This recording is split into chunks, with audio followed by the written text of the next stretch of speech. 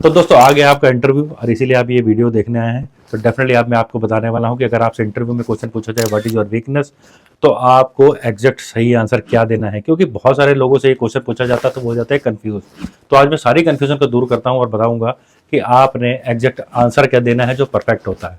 तो जब भी आपसे इंटरव्यू में ये क्वेश्चन पूछा जाए व्हाट इज योर वीकनेस, तो डोंट बी लाई वहां पर आपने बिल्कुल नहीं कहना कि मेरी कोई कमजोरी नहीं है, क्योंकि दुनिया में कोई भी ऐसा आदमी नहीं जिसकी कोई कमजोरी नहीं है। और जो सामने आपके बैठा हुआ है ना, बहुत एक्सपर्ट, दिन भर वो इंटरव्यूज ले रहा है और आपके जैसे बहुत सारे लोग वहां पर इंटरव्यूज देने आ रहे हैं, तो वो बहुत अच्छी तरीके से समझता है कि आप सच बोल रहे हो झूठ बोल रहे हो। तो अपने इंटरव्यू के सामने बिल्कुल झूठ बोलने की जरूरत नहीं है।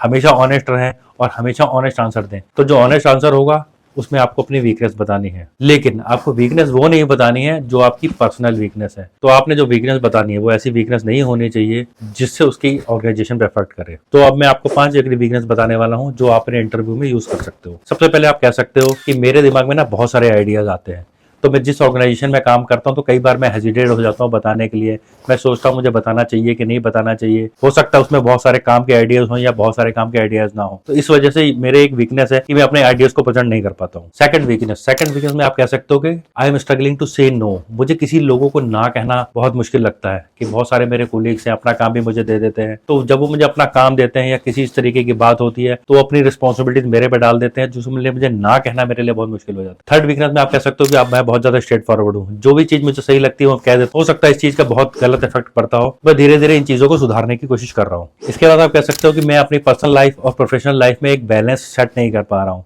और बैलेंस सेट ना करने की वजह से मेरे लिए बहुत सारी प्रॉब्लम्स क्रिएट होती हैं, और मैं इस तरीके की प्रॉब्लम्स को शॉर्ट आउट करने की कोशिश कर रहा हूँ। जब भी आप इंटरव्यू में जाओ तो इस तरीके के क्वेश्चंस को हमेशा प्रिपेयर करके जाइएगा, और अगर जिस आदमी के सामने बैठे हो वो दिन भर इंटरव्यू ले रहा है, और हमेशा ऑनेस्ट रहिए, एक ऑनेस्टी के साथ सारे आंसर दीजिए, आप इंटरव्यू में जरूर सिलेक्ट होंगे। मिलते हैं नेक्स्ट वीडियो में नए क्वेश्चन के आंसर के साथ में। Thank you.